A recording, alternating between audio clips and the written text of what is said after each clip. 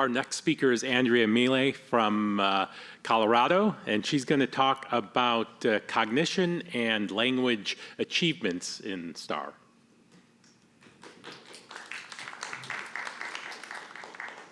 All right, thanks everybody.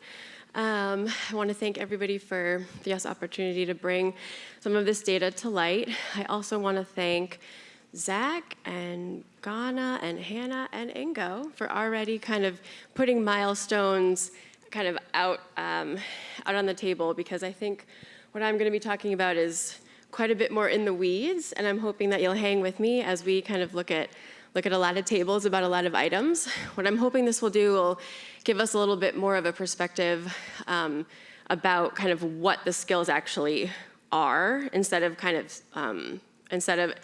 in a way to kind of bring more than kind of a total number. So anyway, we already know about that.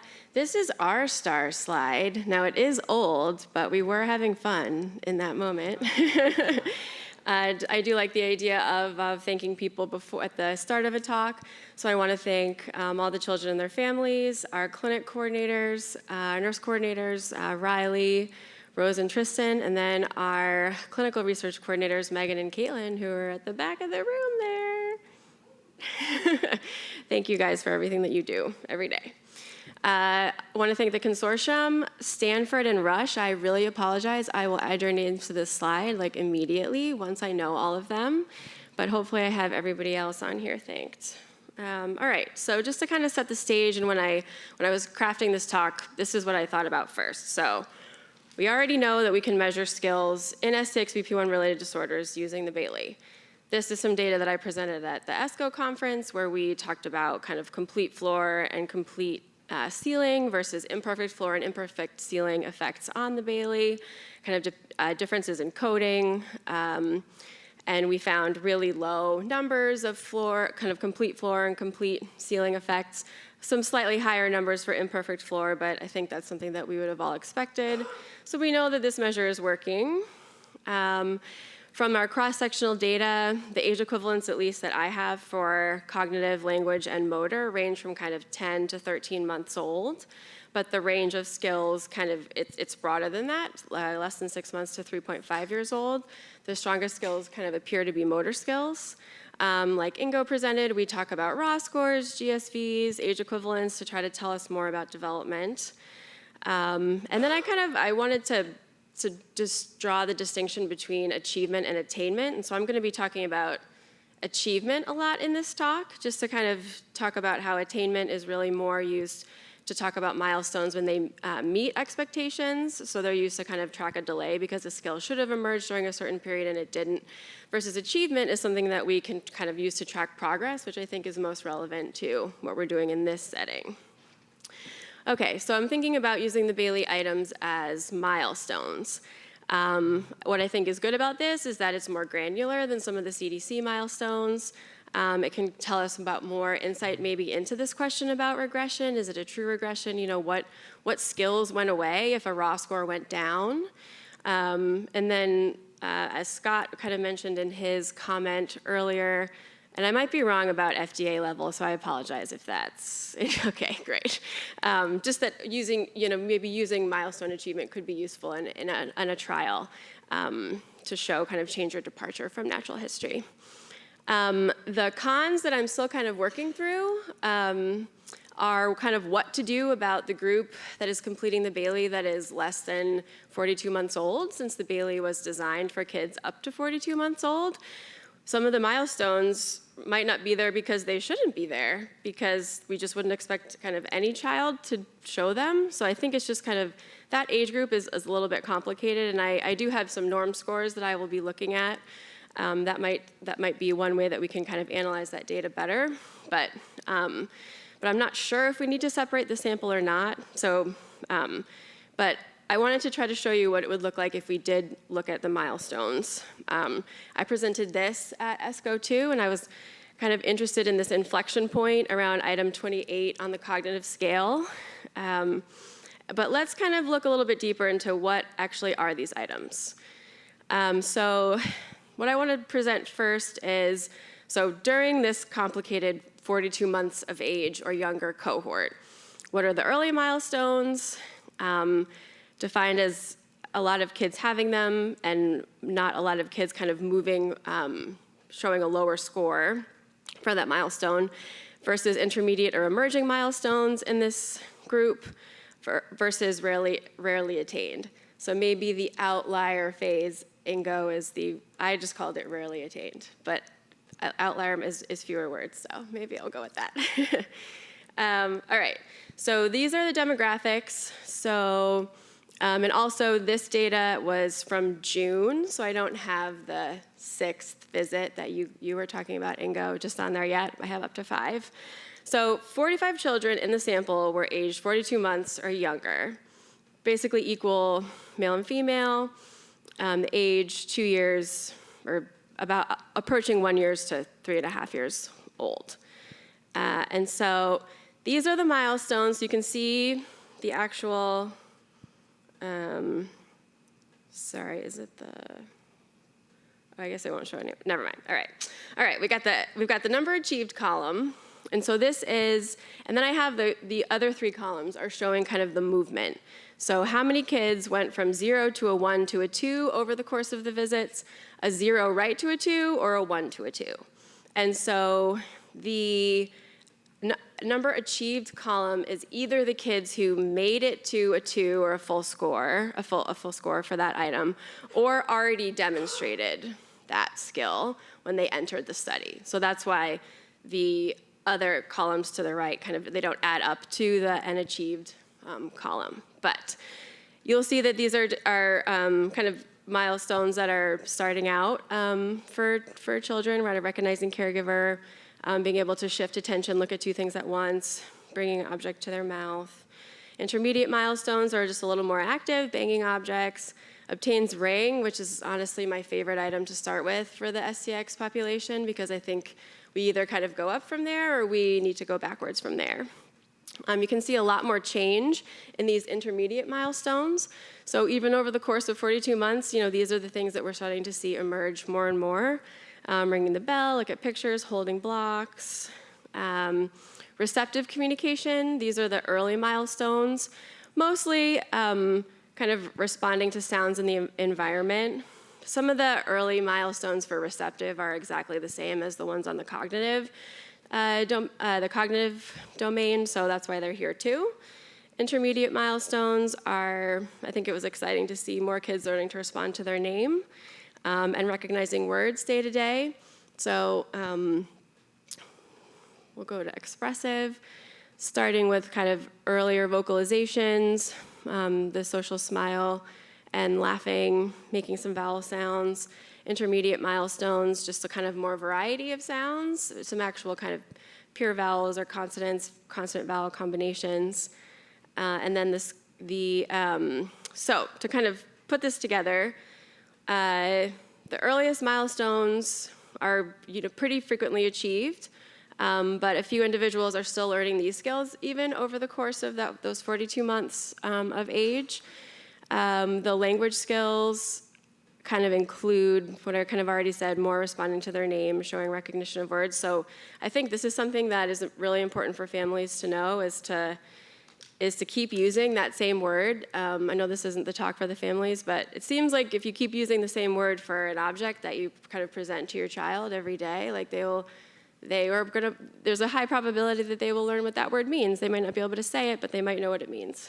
And so, and then the kind of early expression of sounds. So this is kind of what is happening during the first 42 months for STX. What is happening after 42 months? So a lot of these questions about, there's definitely a plateau, but I'm not sure we know when the plateau is, even though I think my takeaway before I show you the tables is that even though the average is between the kind of 10 months and 13-month-old age equivalent, we're not exactly sure when that happens. Kids might be 8 years old or 12 years old or older than that even before they kind of get to that level of achievement. But anyway, so for the greater than 42-month cohort, again, I guess for this one I do have the 6 visits. That's the individuals included. And these are So these are milestones that are still kind of considered early, but are emerging in the greater than 42-month-old age cohort. So I think this just really underscores that we, to a point that was said earlier, we want kids to continue to have PT, OT speech. We know they're going to be able to show more things. We don't want to give up. Here's the intermediate milestones. And you can just see that this group has a lot more transitions than the younger group. Squeezing that duck, putting the pegs in. I think of how tremor sometimes affects that putting the blocks into the cup item. Being interested in a book for its pictures as opposed to just a book or kind of an item to play with. These are the milestones that a few kids were able to show, but again, pretty infrequent for the cohort. The memory measure, where we actually show them the cards and say, do you remember where the shoe is? You know, some kids can do that item. Repeating numbers, a child was kind of already able to show that skill. The patterns, kind of learning colors. I just think these things are really exciting to kind of note that they're happening. On the receptive side, sort of interacting more with their environment and just sort of, again, continued kind of demonstrating understanding of instructions or words, or at least being able to sort of see that more readily. They're on the rarely achieved side, and this is really more on the for receptive language, just understanding kind of grammar, which we could anticipate being a challenge. On the expressive side, emerging stuff, just more and more sounds, so that's always exciting to kind of note. Actually interacting more with the caregiver. These are the intermediate milestones, jabbering those consonant vowel combinations, showing an object to a caregiver, initiating play. And then the ones that are harder for kids, the pronouns is something that we have seen a few kids actually at our site be able to demonstrate effective use. And then really pretty long sentences, 4 to 5 words, and even some kind of naming colors. So kids can get there. There's really a wide spectrum of skills kind of happening here. So just to kind of put the two cohorts side to side, the less than 42 months is kind of doing a lot of exploration, and then over 42 months we get into some skills like object permanence and kind of early problem solving. On the receptive side, you'll actually see that some of the same items are on both sides, and I think that's the other important comment is, again, we don't want to give up. A lot of skills we could still see emerge over 42 months. On the expressive side, kind of what I already said, just more kind of variations in speech and use of actual words can also occur. Okay, so this is the way that I thought of showing when milestones start to happen. I hope you can read the x-axis there. So this is kind of a continuous age window, like prevalence map. I don't think it was possible to do less than 6 months, but you can kind of, if you start at all the skills that are at 6 months old, blue is cognitive, red is expressive, green is receptive. And then you can see how the skills kind of emerge over time. And this is the age at which 50% of the sample was able to show that skill at like a full credit kind of a score. So quite a bit is still happening at 5, 6, 7, 8 years old. And then I also mapped it for 75%. So at what ages do we need to kind of give the sample to have 75% be able to demonstrate full credit on that item? And some of them are the same. This one has 60 milestones. This one has 41 across the cognitive, receptive, and expressive domains. And so I just thought this was interesting to show, because I think it shows that there's certain items that we would know that we would not use to track kind of departure from from typical in a clinical trial, but I think this shows that there are many that could be useful. and I think I'm at time. I just put these two charts together to kind of to show what I'm struggling with the less than 42 months kind of cohort. So the top one shows the age equivalents for each of those raw scores. So if you get 10 points on the cognitive, you're at a 1-month-old age equivalent. If you get 100 points on the cognitive, you're at a 22-month age equivalent. So obviously we expect these to be different, but just to kind of try to understand the range, and when we're talking about early, intermediate, and rarely achieved milestones, then I put in a table, if you were 12 months old, what raw score would you need to achieve those standard scores? A standard score of 13 is in the high average range, so this would be better than same age peers. And so you'd need, the cognitive is 81 items. You'd need a score of, obviously you'd multiply it by 2 for the 2 points, but you kind of need like half of them to be high average when you're 12 months old. Versus a scaled score of 10 is average, a scaled score of 7 is low average, so just a notch down, versus a scaled score of 3 is in the fairly impaired range. So just to kind of illustrate kind of what we're talking about in terms of comparing to typically developing peers. So that's what I started. What are we doing next? I think there's a lot to do. I think it would be interesting to expand this into fine motor and gross motor scales, to figure out, again, kind of the best metric to look at the development when it's embedded in the part of the measure where we still expect skills to be developing.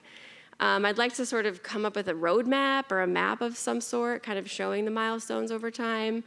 And then in the talks from yesterday, I was really struck by all the discussions about the variance. And so I know we haven't found a lot of success just yet, but I still would kind of like to look at some of the genotype-phenotype correlations, see if there's anything that comes out. All right, this slide I'm not gonna talk about. So that's it. Thank you.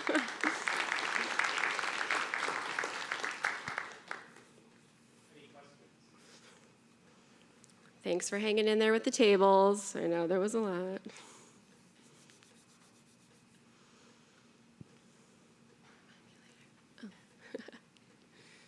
Andrea, outstanding talk. I'm thinking about the Rett trials and the FOXG1, where they have like milestones gained as their outcome, and to adopt Ingo's language, in the stability phase. And I'm wondering, as you've like really gotten into the weeds about these individual elements, if you had a chance to look at like and again through anecdote, which is probably 12th hand by the time it got to me, a group of them looked at data like you have and said, okay, these are the 20 we're going to use for our outcome. And I wonder if you've had some initial thoughts about like, thinking about the experience of administering the Bailey and about their statistical properties and distributions in this population. Is there a set that like might be the sweet spot for STX? That's what should I say hope first or think first? That's what I think we can find it. I think we need to put it through kind of rigorous statistics. I think maybe the statistics, that I showed were the least sophisticated of all the developmental milestone stuff that was presented, but I think we could at least have a discussion about it. I think there's enough milestones that are pretty much achieved, and then there's this like middle area where they could be achieving, but I think we would be able to come up with a line. So I hope so. Thank you. I think so, but I also hope so. Yeah, we could talk more about some of the analyses we might be able to do to look at this. Yeah. Some of this is Kaplan-Meier type stuff like you guys presented on your retrospective reconstructions, but you can actually do it by milestone for each of these. So you can look at sort of The range. the ages of attainment across the population. That But sounds fun. I was actually going to say sort of the same thing as Zach, is thinking about the Rett trial analytic process, us being able to start to say number of milestones per period, 6 months, 1 year, attained and or loss, would actually be really valuable. So you count up all your milestones, but then you're looking at which ones of those are changing. And it can help test what I would say at this stage is a hypothesis that there is this dynamic range and then a stable phase, and may explain some of our outliers that are no longer outliers. They're explainable because we understand how you get into that space or get out of that space, right? But that's going to be most useful as we get more and more longitudinal data together. and so we can look at more interval changes Change, yeah. over time. And does that data just like, how Yeah. noisy is it? Does it wibble and wobble up and down across those ages, or does it actually have stability? Once you attain, you maintain, and it sticks? And you don't fall down. Right. Yeah, I'm really excited for the fact that we have some kids that have 6 visits. I've never really gotten to work with such an extensive data set, so. And I think I really like how you deconstructed the Baileys into like milestones, and I didn't even think about this. I think what we should do, Andrea, is let's take these milestones and build up these cumulative curves, like we did with Sounds Julie's good. paper and with the citizen data, and how we did this, and how Ghana had done this for the European data. This might be very, very nice if we can build Yeah. these interfaces, that we can build like milestone acquisitions over time, and then this gives you like a very nice view over how the temporal attainment is. in Yeah, just the 50% the range. visual. Yeah. I think the visual is easier in those kinds of curves. So that sounds great. Yeah, we've got work to do. Thanks again.